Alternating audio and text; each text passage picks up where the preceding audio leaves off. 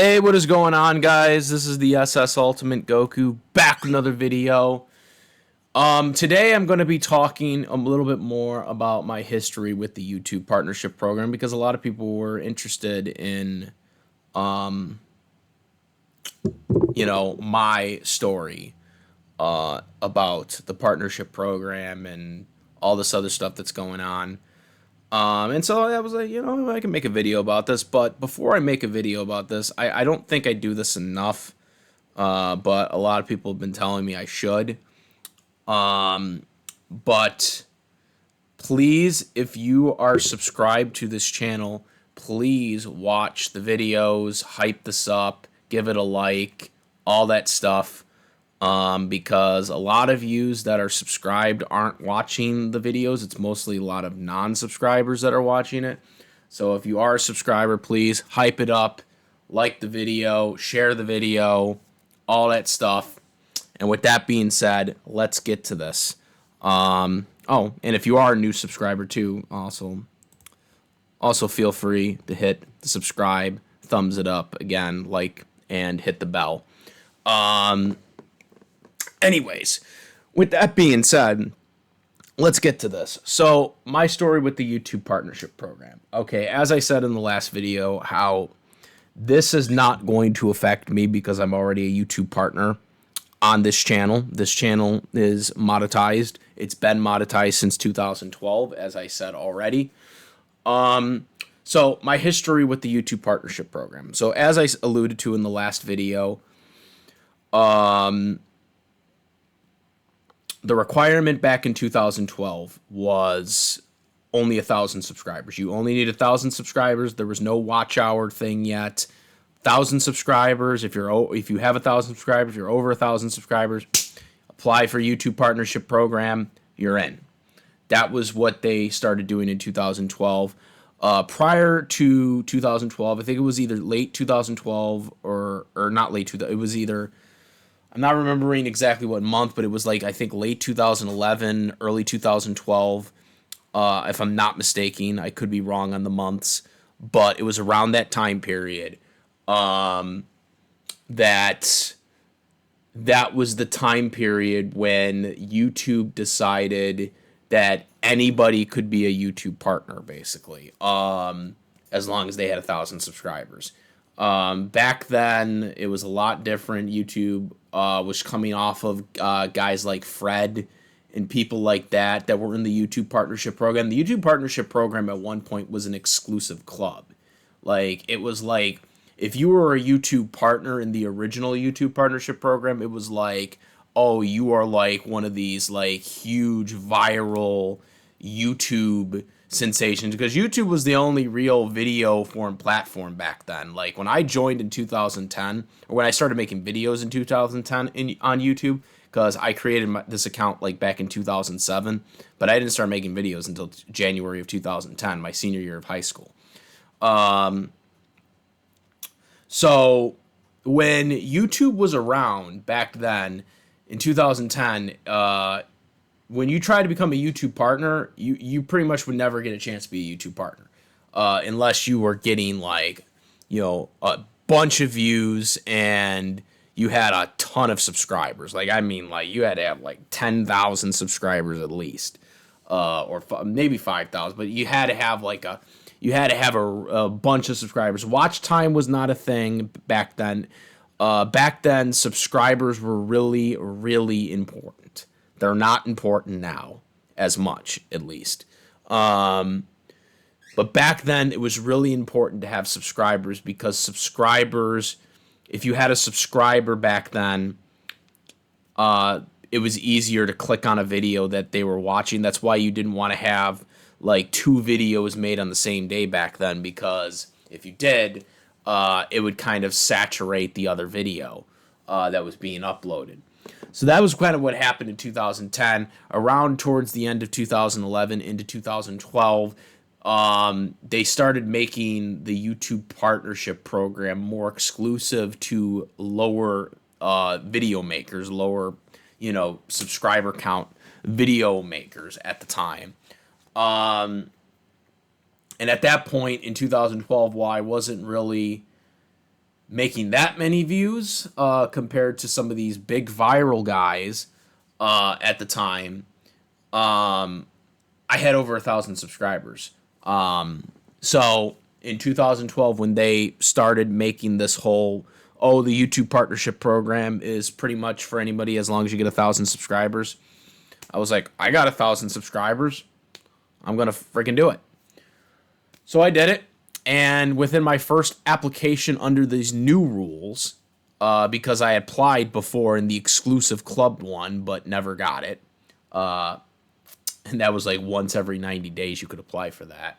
So when this new YouTube partnership program version happened in 2012, I immediately jumped on it like anybody else would have. I was like, I got over 1,000 subscribers. Yeah, I meet the requirements. Let's go. Applied for it, got in like within like a week. It did not take that long. And I was a YouTube partner. However, after I became a YouTube partner, I wasn't making shit. to put it bluntly. I was, and you could have monetized anything back then. I mean, the restriction, not really anything, but the restrictions weren't as bad as they are today. You could almost get away with applying for anything. There was no real 18 plus content, to divide it up. That's why, around 2015, they started, demonetizing pre-existing videos that were still around that, were, not considered monetizable under the new rules. One of my biggest videos that got monetized but got unmonetized was actually the one that Animation Rewind originally commented on. 15 Reasons Why Death Battle Sucks, which still to this day occasionally will get a lot of views. That video was originally monetized, but of course under 2015's new rules, or was it 20? I don't remember. Whenever I uploaded that video, I think it was 2015. And I think it was around 2017 when they started to, because I think it was 2017 when they started demonetizing a lot of the older videos. And the thing is you had to I still, there's probably a bunch of old videos that I haven't gotten to because there were a ton of videos that I uploaded that got hit with that whole yellow, sign or whatever, that unmonetized videos that I uploaded from that time period. So that's one example of a video that got demonetized after it had been monetized for years. So that was one thing that had happened. Another thing that goes back to YouTube is that in 2012, which I forgot to mention this on that video, the last video I made involving the YouTube partnership program not affecting me, is that the Maker Studios thing. So back in 2012, when they started rolling out this new YouTube partnership program, from being an exclusive club, one of the things that YouTube allowed and some of these networks started to participate in was networking. So a lot of these third-party networks would basically exploit young YouTube partnership program recipients, including myself, and they would basically tell you in emails, hey, we like your content, yada, yada, yada. We would like to have you a part of our network. And it would be like, I think mine was a 60-40 shared revenue type thing. And that was one of the things that happened to me. Now, throughout my entire YouTube career, because as you all know, YouTube partnership program hasn't changed the standard bearer of how much money you need to make a month to get paid, and that is $100. You need to get $100.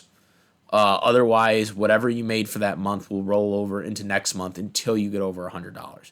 That has been the standard bearer since 2012. That has not changed. It's not changed this year, and it won't change next year under the new rules. Okay, that has always been a thing. In my lifetime under the YouTube partnership program, I have only had 12 payouts of $100. The last one being last October, when I made the threshold at the end of September. Okay. However, that isn't all the payments I've ever gotten, because, like I said, I was also a part of Maker Studios, and Maker Studios records aren't shown on YouTube's partnership program because they're a third-party entity that paid me out directly.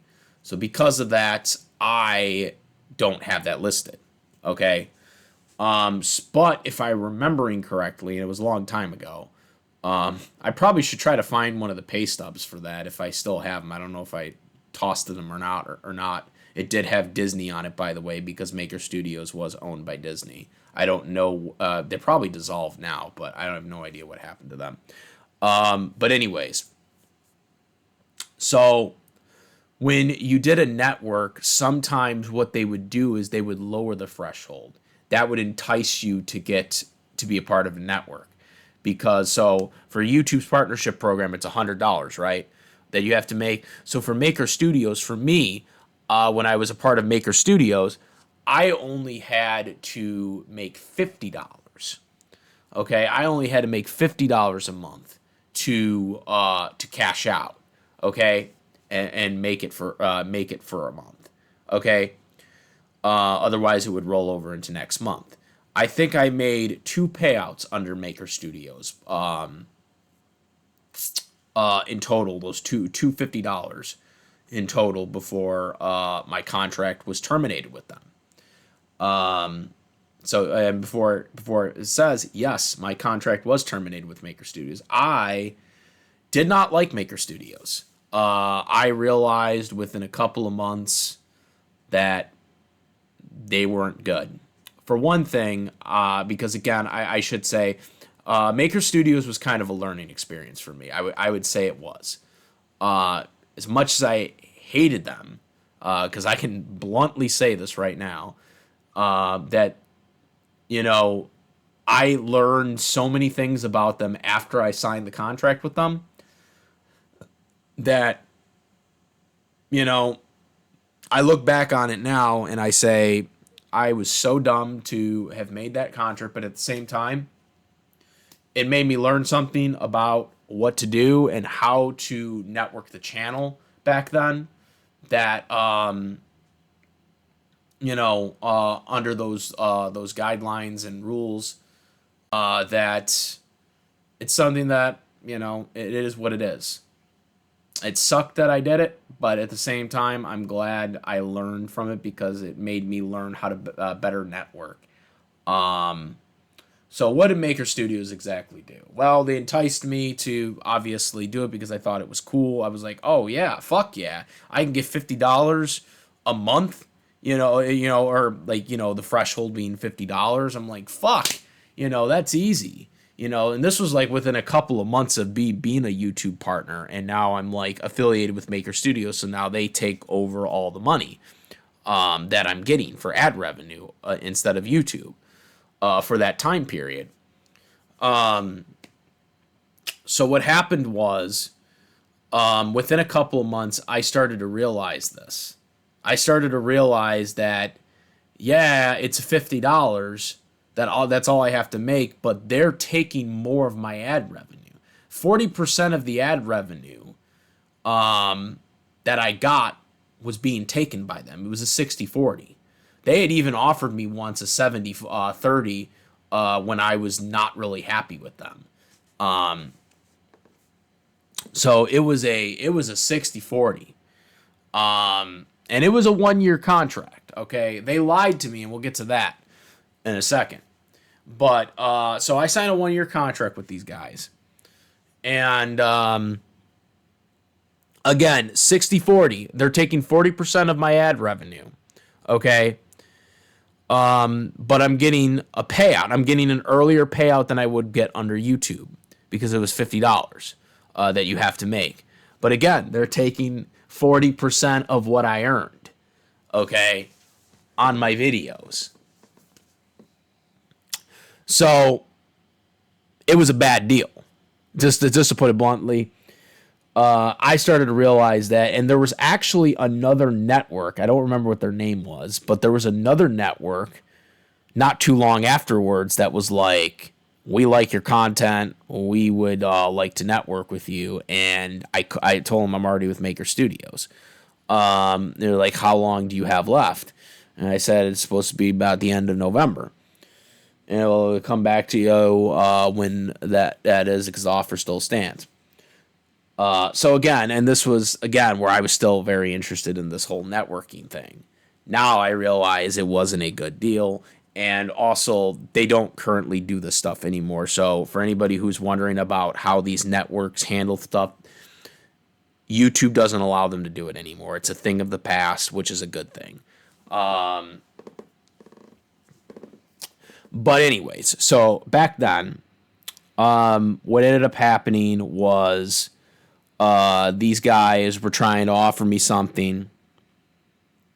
So I was like, okay.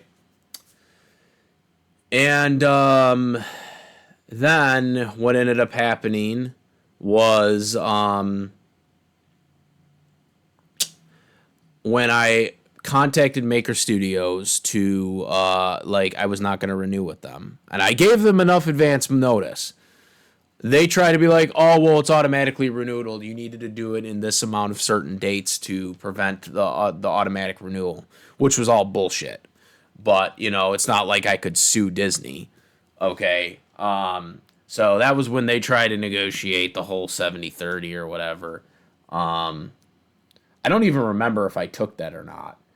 Because I was looking through some of the old emails. I don't even remember if I took that or not. But I was so pissed off at them. Straight the fuck up. I was pissed off at them. Because, it was dirty behavior. It was a 1-year contract. It was not a 2-year contract. They lied. Because I had it in writing. I saw it. It was not a fucking 2-year contract. It was a 1-year contract that could be fucking renewed. But Disney, the Maker Studios, it wasn't actually Disney. Disney just owned it, but it was the freaking also the whole story about Maker Studios is Maker Studios was originally an independent company that had a lot of bad behavior. Apparently, there were a bunch of people that went into prison or whatever for fraud or some shit like that. But Disney bought the company a year before I joined, actually. So Disney owned it by the time I got there, which is a good thing since I didn't want to deal with the original owners after hearing how bad they were. Anyways, so Maker Studios, what ended up happening was in April of 2015, because so I became I became affiliated with them November 2013, I think it was. I'm pretty sure it was 20. So we're going a year in.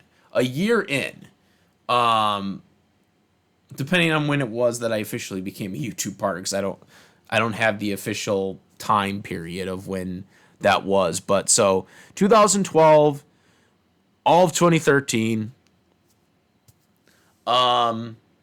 didn't really get any money. Like I said, it was over $100 threshold, which I don't even think I got that once I became part of Maker Studios. I don't even know if that money ever rolled. I don't remember if that money rolled over or not, or if that was just forever bargained by YouTube until I left the network.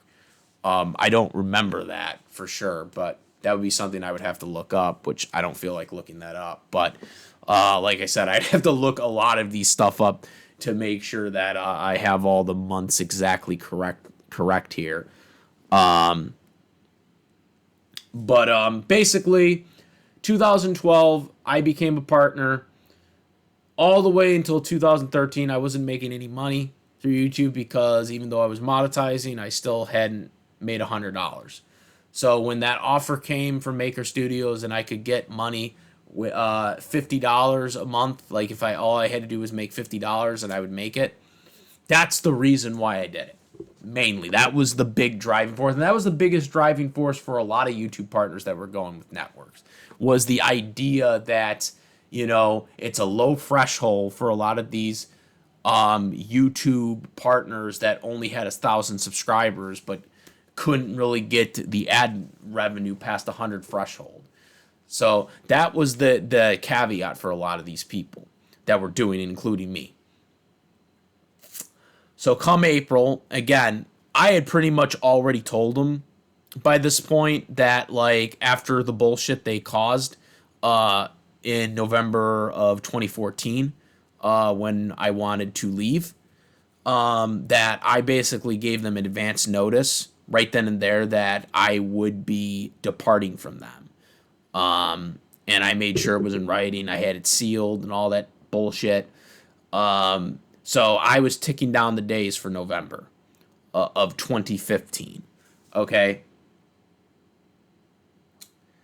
What ended up happening was in April of 2015,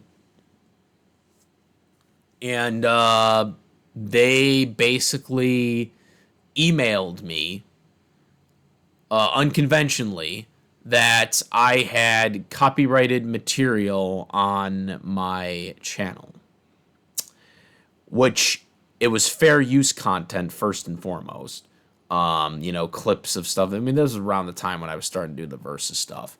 So this is where they were starting to see that, and they were like, we can't do this. You can't have this. You have to give you 24 hours, and if you don't put it, take it down or show proof or whatever, that we have to terminate your contract.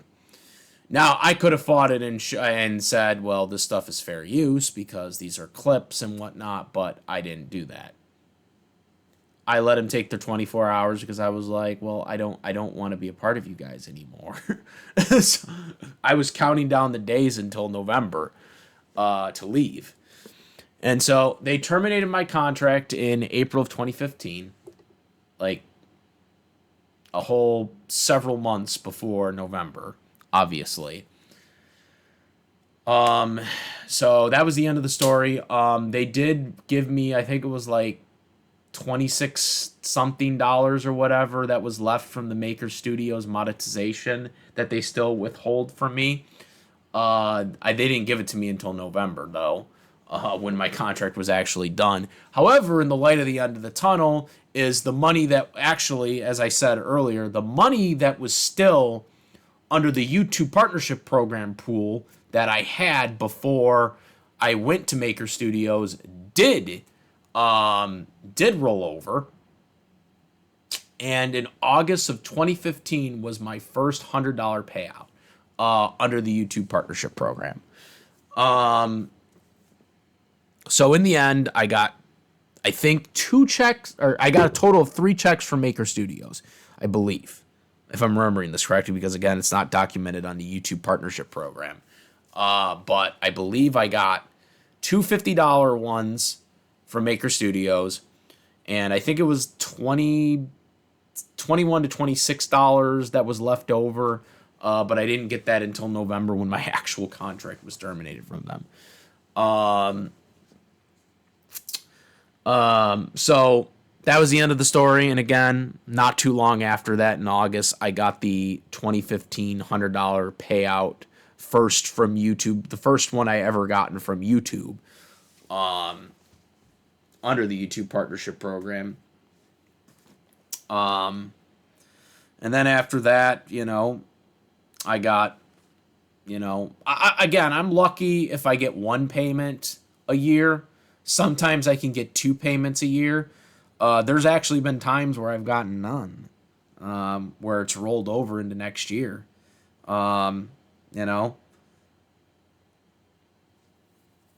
You know what I mean there? Um, so it's just one of those things. 12.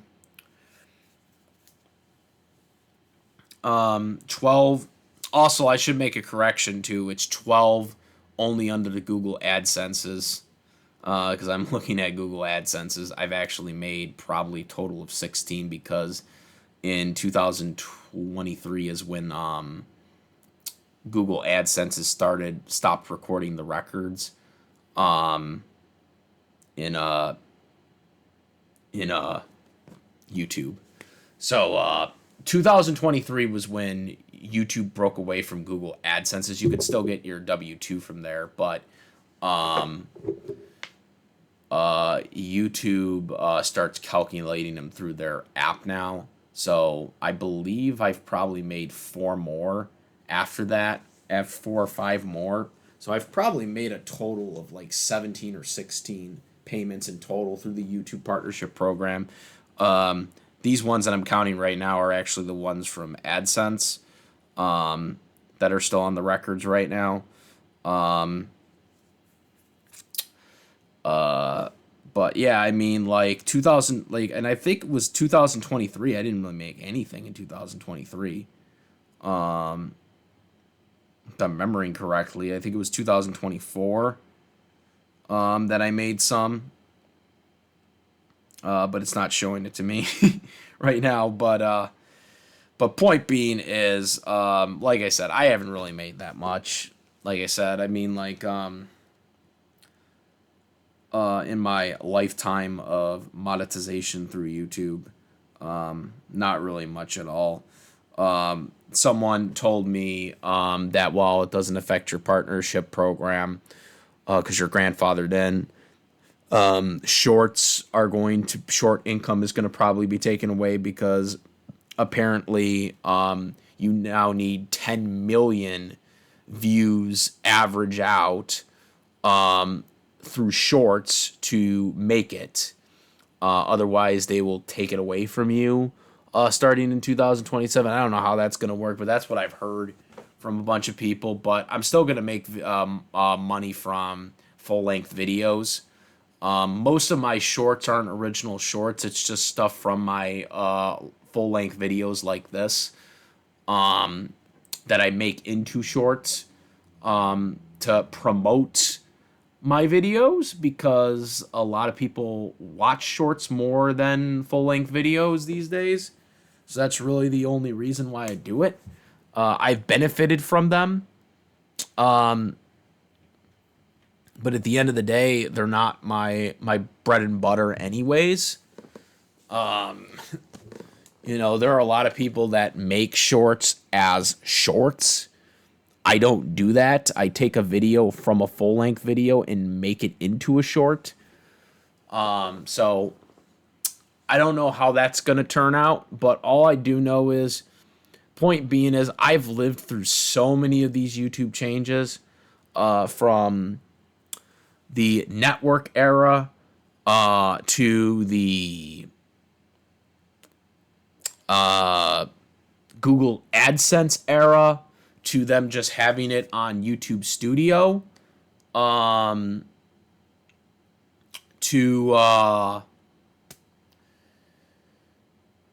them just having it to them doing what they're doing right now, or what they're going to do next year with the shorts and stuff like that. The short era, there was another era too. Like, I've been through it all.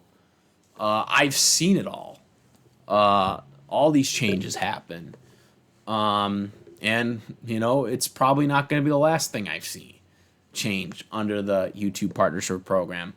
This channel almost got shut down a few times by false copywriters, as we all know, and I talked about that. I had a couple close calls, but in the end, I still survived. I survived somehow. I survived customer service. So we won't get into the customer service thing, but there was another chance at something happening with the customer service person. I survived that incident, even though the customer service people are very, very disingenuous. especially the what's it called, the Twitter account one. They're very disingenuous because they don't tell the truth at all at what's going on. So I can honestly say that. But my point being is, if you think that I've just made it through everything through YouTube, no, far from it. There's been a lot of close calls with YouTube, but the closest was probably the Show Pro. The Show Pro will always be probably the closest, the closest I've had to my channel getting taken down because of bullshit. But point being is, it's been a long time coming, and like I said, I have no plans on leaving YouTube ever. Will I be gone here and there? Yes, because life, and this is a hobby to me. It's not I don't do this full time because I can't do this full time. If I had enough subscribers like Penguin Zero had and viewers, then yeah, I could probably do this as a full-time job, but I don't. So it's not a full-time job to me. But I really do hope that we can get the count up, because I would like to continue making content to new users that like my content. And yeah, I hope you enjoy this. This is just a trip down memory lane. We'll get more serious videos up at some point. But yeah, that's it. Comment, rate if you like this video, my videos. Please subscribe. Hit the notification bell for latest content. Thank you. And that's what it, guys. I am the S Ultimate Goku. I'm out of here. Peace.